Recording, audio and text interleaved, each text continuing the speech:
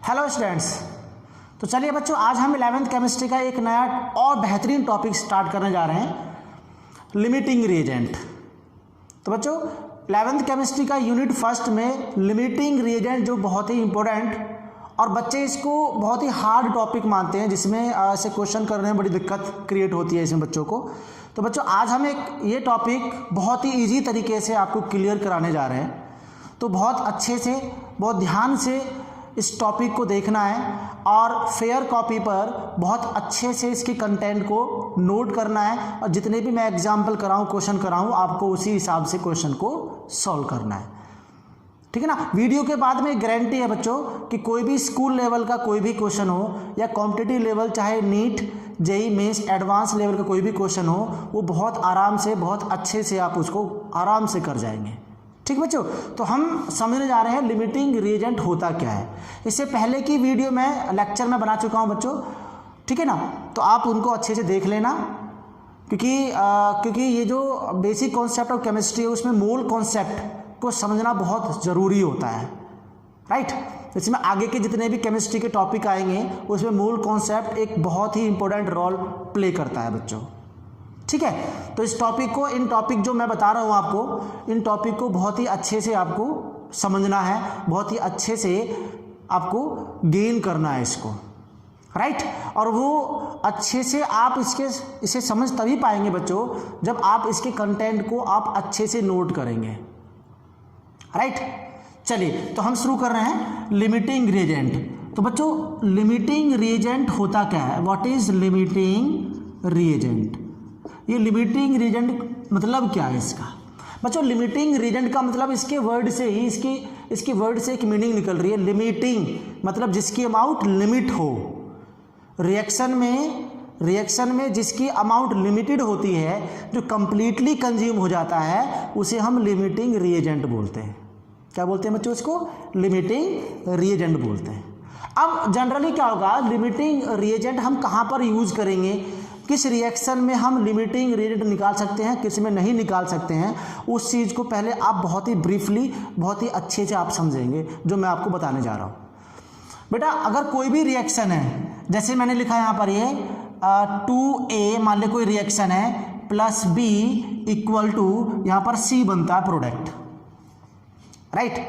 तो इस रिएक्शन में जो रेशियो है, इस रिएक्शन में रेशियो बच्चों क्या है, A और B का 2:1 है। इसका कोफिशिएंट कितना 2 है और B का कोफिशिएंट कितना बच्चों 1 है। तो इसका रेशियो क्या हो गया, 2:1 हो गया।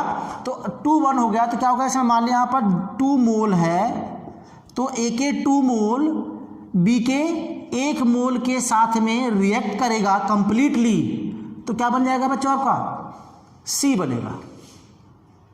Got it. मैं क्या कर रहा हूँ, समझ में आ रहा है बात आपकी बहुत अच्छे से क्लियर होने जा रही है। बस इसको अच्छे से सुनते रहना है, अच्छे से समझते रहना है। जहाँ पर आपको कोई डाउट हो तो उस वीडियो को पॉज करना और उस वीडियो को दोबारा रिपीट करना। अगर मैं यहाँ पर बच्चों क्या लेता हूँ, 4 मोल लेता हूँ, तो ये 2:1 में है, तो इसके 4 मोल यूज हो रहे हैं। तो इसके मोल कितने यूज होंगे बच्चों, इसका आधा मतलब इसका 1 पार्ट होगा, तो 2 मोल इसके यूज होंगे। कंप्लीटली कंज्यूम होगा तब बनेगा आपका C। ऐसे हमने 5 मोल ले लिया, मान लिया इसका 5 मोल को हमने जब इसके साथ रिएक्शन कराया तो B के कितने मोल रिएक्शन करेंगे, 2.5 मोल, कंप्लीटली कंज्यूम होगा तो बनेगा C। ऐसे हमने क्या बोल दिया, 6 मोल ले लिए जैसे A के, तो B के कितने मोल यूज होंगे इसको C बनाने के लिए, 3 मोल, क्योंकि रेशियो कितना 2:1 है बच्चों। तो जनरली क्या होगा कि इस रिएक्शन में जो यहाँ पर ये लिखा हुआ है, A और B के जो मोल हुए वो कंप्लीटली कंज्यूम हो रहे, दोनों के मोल जो है कंप्लीटली कंज्यूम हो रहे, दोनों के मोल, ये याद रखना है। जब किसी रिएक्शन में दोनों के मोल कंप्लीटली कंज्यूम हो जाते हैं तो ऐसी रिएक्शन में हम ना तो लिमिटिंग रिएजेंट निकाल सकते हैं और ना ही हम एक्सेस रिएजेंट निकाल सकते हैं, है ना। तो क्या होगा इसमें, इन दिस केस अगर मैं बात करूं, in this case mole of A and B completely consume हो रहे हैं, कंप्लीटली कंज्यूम हो रहे हैं। तो कंप्लीटली कंज्यूम हो रहे हैं टू फॉर्म अ प्रोडक्ट को बनाने के लिए कंप्लीटली कंज्यूम हो रहे हैं। तो यहाँ पर हम ना तो लिमिटिंग रिएजेंट निकाल सकते हैं और ना ही हम लिमिट एक्सेस रिएजेंट निकाल सकते हैं। ये बात आपको बहुत दिमाग खोल के बैठानी है अपने दिमाग में, समझ रहे बेटो क्या कह रहा हूँ। तो नॉर्मली क्या, लेकिन अगर अब क्या होगा, अब अगर मैं यहाँ पर 8 मोल लिख दूँ और यहाँ पर बच्चों क्या लिख दूँ, मैं 6 मोल लिख दूँ, अब यहाँ से दिक्कत आनी शुरू हो जाएगी। यहाँ से मैं अपने टॉपिक पे कंटिन्यू करना चाह रहा हूँ, ठीक बच्चों।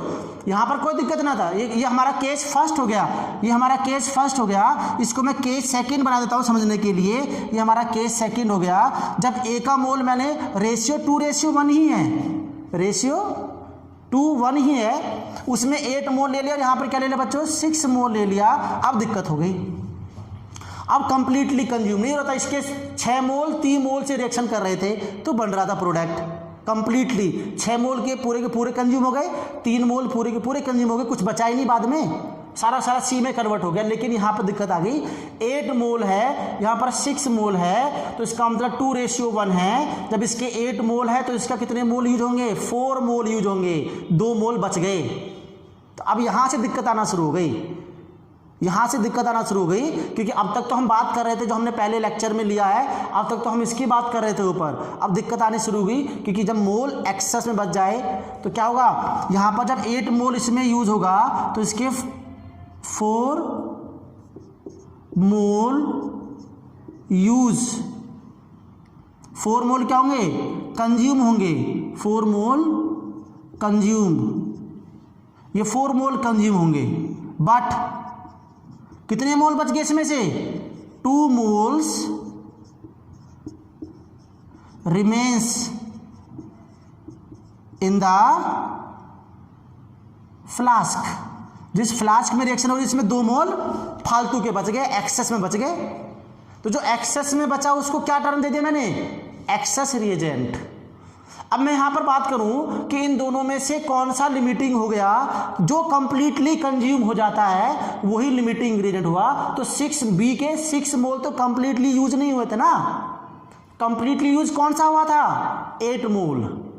कंप्लीटली यूज कौन सा हुआ था, 8 मोल हुआ था। तो that is the limiting reagent, but 6 mole does not act as a limiting reagent because 2 moles remains in the flask, है ना, 2 मोल्स बच जाते हैं, लेफ्ट ओवर हो जाते हैं। 4 मोल तो निकल गए उस B के साथ कंपाउंड करने के लिए। तो इसका मतलब फ्लास्क में जब C बना तो इसके अंदर B भी होगा जो 2 मोल में रहेगा। तो अगर मैं इसको डिफाइन करना चाहूं बाय डेफिनेशन तो क्या होगा, if the mole of reactant present in same ratio at least one reactant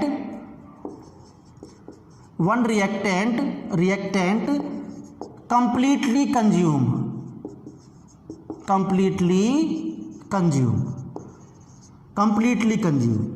then it is term as, उसे क्या बोल देंगे बच्चों, term as limiting reagent। मैं शॉर्ट फॉर्म में LR लिख रहा हूं, limiting reagent।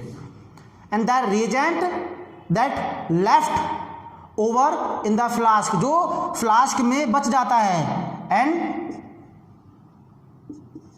the reagent that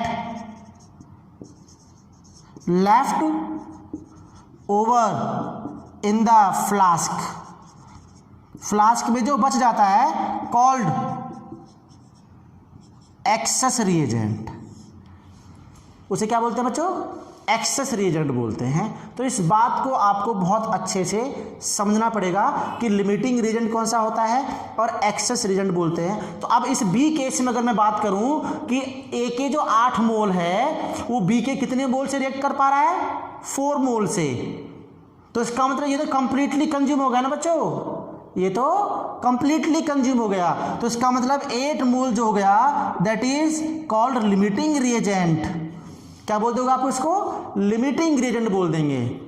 और ये वाला क्या होगा, 6 मोल में जो 4 मोल कंज्यूम हो गए लेकिन 2 मोल बचे हैं, ये रिमेनिंग 2 मोल जो होते हैं उसको ही बोलते हैं हम लोग एक्सेस रिएजेंट। अब ये बात आपको बहुत क्लियरली समझ में आ रही होगी, तो फटाफट से इसका स्क्रीनशॉट ले लीजिए। मैं जरा साइड हट जाता हूँ।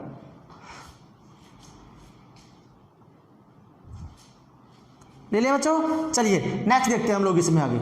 अब जनरली क्या होगा, इस लिमिटिंग रिएजेंट को और अच्छे से समझते हैं और बढ़िया तरीके से समझते हैं। बच्चों मेन चीज़ है, हर टॉपिक को आप बहुत अच्छे से कॉन्सेप्ट को बहुत अच्छे से समझना है, क्योंकि क्वेश्चन हार्ड नहीं होते हैं।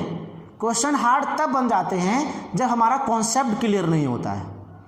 तो सबसे पहले बच्चों ये गांठ बांध लीजिए कि कोई भी टॉपिक आप पढ़ो तो उसके कॉन्सेप्ट को बेसिक लेवल से एडवांस लेवल्स तक उसको बहुत अच्छे से क्लियर करना है, तभी आप कॉम्पिटिटिव लेवल के क्वेश्चंस को बहुत इजीली टैकल कर पाओगे। ठीक बच्चों, तो चलिए अब हम आगे चलते हैं। अब इस लिमिटिंग रिएजेंट को और बेहतरीन तरीके से बहुत अच्छे तरीके से समझते हैं कि हालांकि ये लिमिटिंग रिएजेंट है क्या।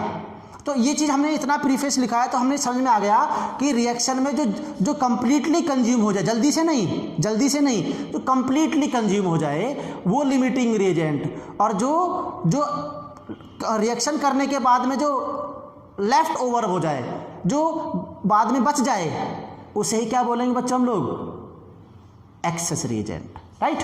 अब जरा इस बात को थोड़ा सा और अच्छे से बेहतरीन तरीके से देख लेते हैं हम लोग।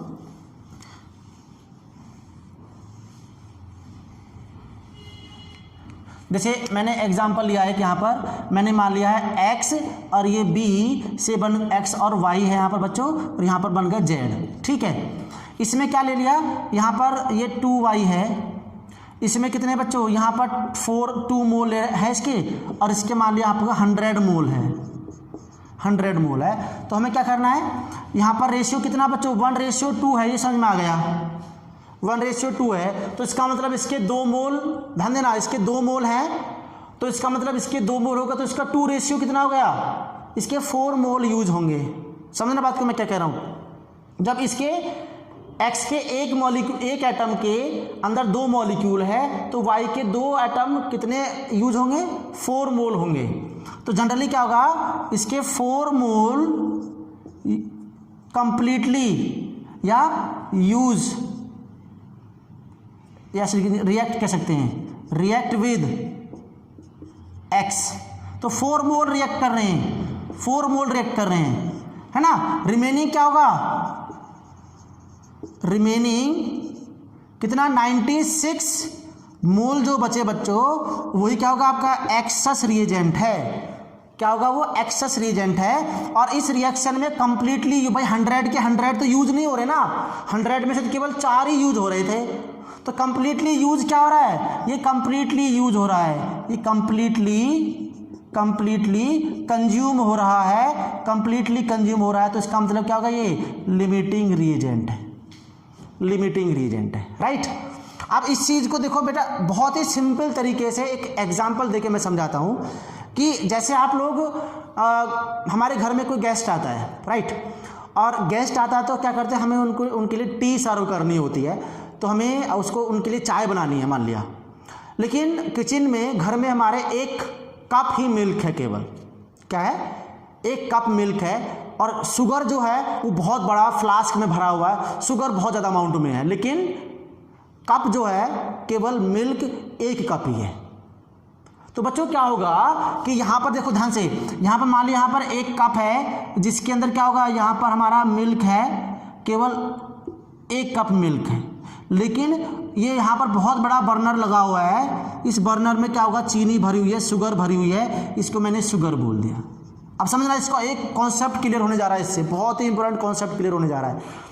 अब जनरली क्या होगा बच्चों, ये मिल्क है और यहाँ पर शुगर है, शुगर इस मिल्क में केवल इसका 1 स्पून शुगर ही यूज होगा। ये थोड़ा ना कि पूरा का पूरा बर्नर इसके अंदर डाल देंगे, नहीं होगा ऐसा।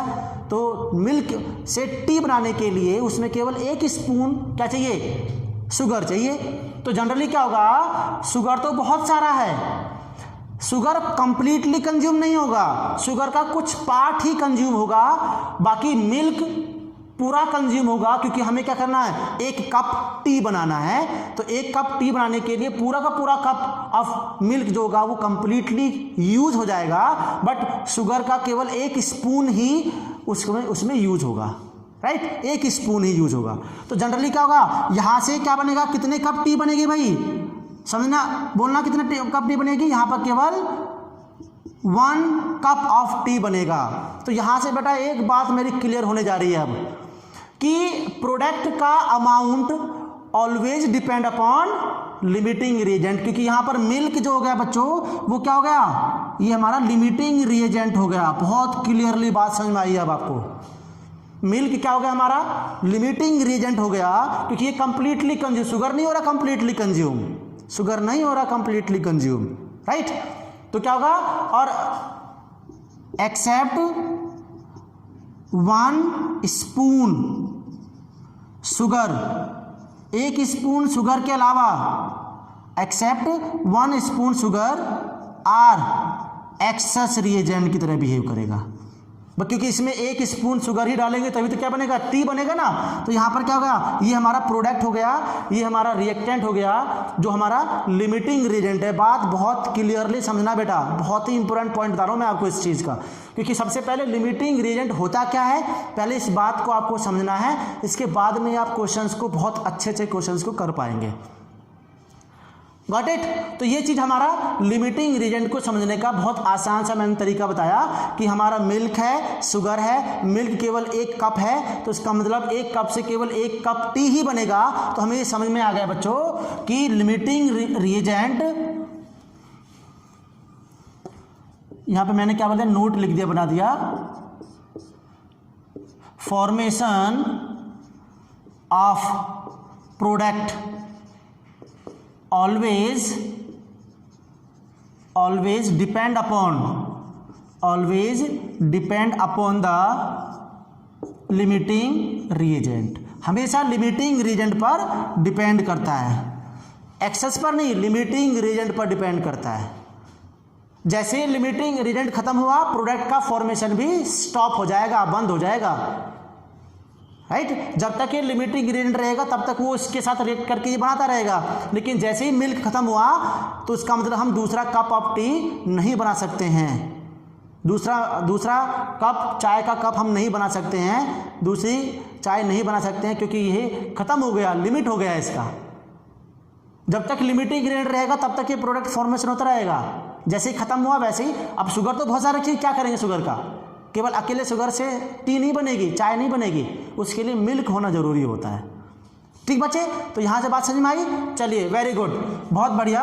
अब इसके बाद में हम क्या कर रहे हैं कि लिमिटिंग रिएजेंट को कैसे कैलकुलेट किया जाए उसके ऊपर बात करने जा रहे हैं हम लोग। तो how to calculate the limiting reagent, बहुत ही इंपॉर्टेंट टॉपिक चलने वाला है। लिमिटिंग रिएजेंट को कैसे करें कैलकुलेट, ये चीज आप आज सीखने जा रहे हैं, और यही बहुत टिपिकल पार्ट होता है जिसे आप बहुत सिंपली वे में समझेंगे। तो क्या लिखा बच्चों मैंने, how to calculate the limiting reagent, limiting reagent को किस टाइप से इसे कैलकुलेट किया जाता है।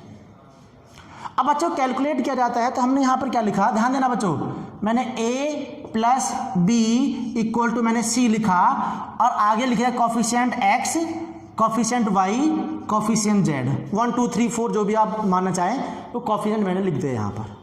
अब इस रिएक्शन में या इस जैसे किसी भी रिएक्शन में हमें कौन सा लिमिटिंग रिएजेंट इन दोनों में से, इसमें से नहीं, रिएक्टेंट में से निकालते हैं लिमिटिंग रिएजेंट। अब उसके लिए हमें कुछ, सबसे पहला स्टेप है, स्टेप फर्स्ट है, स्टेप फर्स्ट में हमें देखना पड़ेगा, पहले बैलेंस करना पड़ेगा, balance the reaction, chemical reaction को सबसे पहले बैलेंस करना पड़ेगा।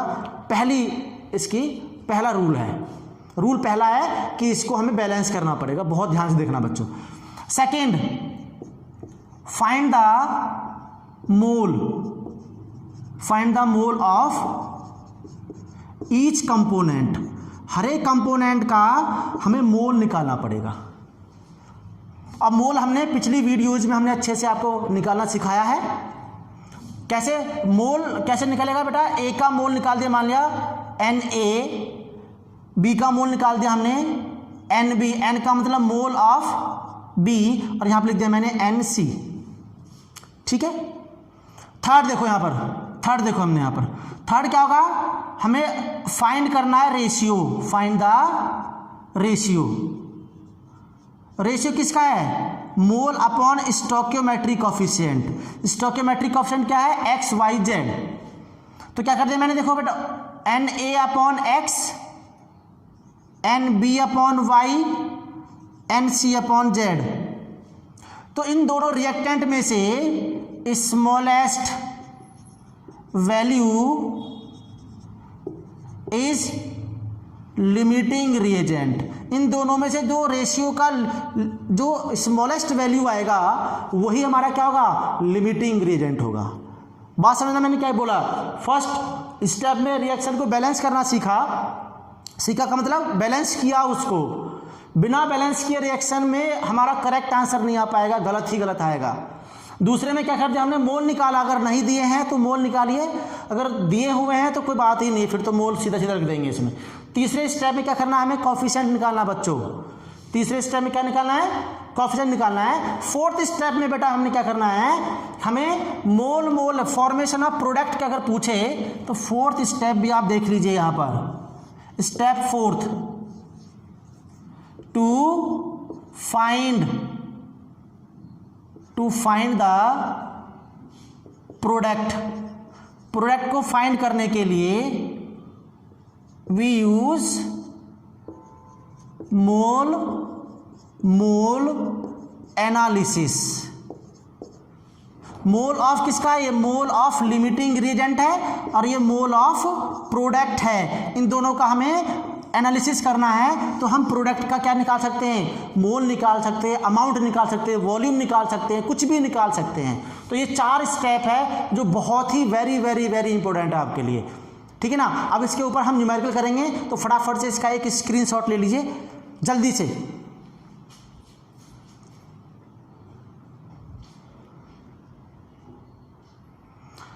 हो गया बच्चों, चलिए। तो ये जो हमने फोर्थ स्टेप बताया हमने लिमिटिंग रिएजेंट को कैलकुलेट करने के लिए, तो अब इस चारों स्टेप से इस जो रूल हमने बताया, इस रूल से हम एक न्यूमेरिकल करके देखते हैं कि हमारा एक क्वेश्चन ये अप्लाई होगा या नहीं होगा, और होगा तो कैसे यूज होगा इसमें, राइट। ये जो मेथड बताया मैंने यहाँ पर 4 स्टेप बताए, 4 स्टेप से आप किसी भी टाइप का क्वेश्चन निकाल सकते हैं लिमिटिंग रिएजेंट का, जो हमारे एनसीईआरटी एक्सरसाइज में और हमारे कॉम्पिटिटिव लेवल में क्वेश्चन इसके ऊपर पूछे हुए हैं। जब भी क्वेश्चन लिमिटिंग रिएजेंट का पूछेगा तो आपको फटाफट से यही 4 स्टेप लगाने हैं। देखो कैसे लगाने हैं हमें, तो क्वेश्चंस को मैं बता रहा हूँ, क्वेश्चन लिख रहा हूँ मैं, और क्वेश्चंस को इसी 4 मेथड से आपको निकालना आना चाहिए। तो देखो बेटा यहां पर क्वेश्चन क्या है, when 6 mole of A react with 5 mole of B to form A2B3, then find the first निकालना है लिमिटिंग रिएजेंट एंड सेकंड निकालना है अमाउंट ऑफ प्रोडक्ट, मतलब A2B3, इसका अमाउंट निकालना है, राइट। तो इसका हमें यूज करना है और इसको क्वेश्चन को सॉल्व करना है। तो क्वेश्चन को सॉल्व करने के लिए बेटा मैंने पहला स्टेप बताया था, पहले रिएक्शन को बैलेंस करना है। कह रहा है कि ए है, रिएक्शन कर रहा है बी से और बन रहा है प्रोडक्ट। तो हमारा ये सॉल्यूशन क्या कह रहा है, ए प्लस बी से बन गया बच्चों हमारा A2B3। रिएक्शन बैलेंस नहीं है, यहाँ पर A2 लिखा, यहाँ पर A तो 2 लगा दिया, यहाँ पर B3 लिखा तो यहाँ पर 3 लगा दिया। पहला स्टेप हमारा कंप्लीट है, बैलेंस रिएक्शन हो गई। इसके बाद सेकंड स्टेप में बच्चों क्या रखा, मोल हमें क्वेश्चन में दे रखे हैं, ए के 6 मोल है, यहाँ पर 6 मोल लिख दिया, और यहाँ पर क्या होगा 5 मोल लिख दिया। प्रोडक्ट के मोल तो हमें दे ही नहीं रखे हैं, तो Na2B3 मैंने यहाँ पर, n का मतलब हमें पता नहीं है तो मैंने n लिख दिया ऐसे करके, गॉट इट। चलिए थर्ड स्टेप में क्या करना है बच्चों, हमें रेशियो निकालना है।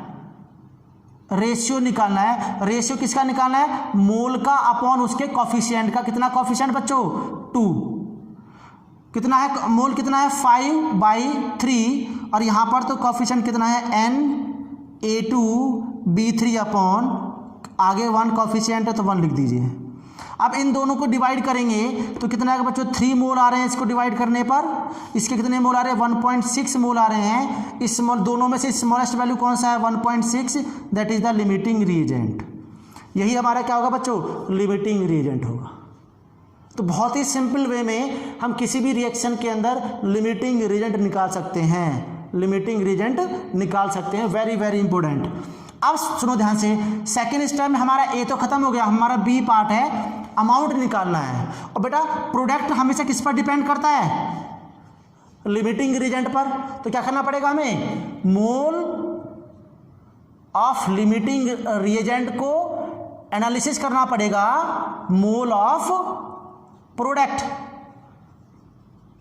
से एनालाइज करना पड़ेगा। तो मोल ऑफ लिमिटिंग रिएजेंट कितना है हमारा? ये रेशियो लिखना होता है हमें। कितना है? कितना हमारा? 5/3 equal to mole of product. इसके सामने इसके रेशियो को कंपेयर करना है। Na2B3 अपॉन 1 क्रॉस मल्टीप्लाई कर दो बच्चे तो Na2B3 इक्वल टू क्या जाएगा? 5/3 मतलब 1.6 आ जाएगा। लेकिन हमें क्या निकालना है बच्चों? अमाउंट निकालना है। अमाउंट तो आप जानते हैं ये मोल है प्रोडक्ट का। तो mole of A2B3 equal to weight upon molar mass formula होता है बच्चों। मोल का फॉर्मूला होता है वेट अपॉन मोलर मास। तो A2B3 तो यहाँ पर हमने एज्यूम किया है, तो मान लेते हैं A2B3 का मोलर मास 100 है। थोड़ी देर के लिए मान लेते हैं। तो हमने यहाँ पर वेट निकाल दिया। वेट इक्वल टू मोल हमारा कितना आया था बच्चों? 1.6 इंटू मोलर मास हमने यहाँ पर मान लिया 100, तो 160 ग्राम हमारा ये आंसर आया है। तो बच्चों इस टाइप से हमारा लिमिटिंग रिएजेंट के ऊपर हम क्वेश्चन सॉल्व कर सकते हैं। सारे क्वेश्चन को इसी हिसाब से, इसी मेथड से करना है जैसे मैंने आपको कराया है, राइट। चाहे हमारे कॉम्पिटिटिव लेवल के क्वेश्चंस हो, चाहे हमारे स्कूल लेवल के क्वेश्चन हो, या किसी भी अदर कॉम्पिटिटिव एग्जाम में, या हमारे जो रेफरेंस बुक आती हैं उन रेफरेंस बुक में लिमिटिंग रिएजेंट के ऊपर क्वेश्चन आपको ऐसे ही सॉल्व करना है एग्जैक्टली। और अगर आपको क्वेश्चन करने में, लिमिटिंग रिएजेंट के क्वेश्चन करने में आपको दिक्कत होती है तो बेटा मेरा ये नंबर है, इस पर आप व्हाट्सएप कर सकते हो या कॉल भी कर सकते हो अपने डाउट को पूछने के लिए, राइट। तो हमारी इस लेक्चर में, इस ऑनलाइन क्लास में हमारा यही टॉपिक रहेगा। अगले लेक्चर में, अगले क्लास में हम लोग नया टॉपिक लेके आएंगे जो बहुत ही बेहतरीन होगा, बहुत ही इंपॉर्टेंट होगा। तो बच्चों आज के लिए इतना ही रखेंगे, बाकी अगले नेक्स्ट वीडियो में हम मिलते हैं। तब तक के लिए गुड बाय, जय हिंद।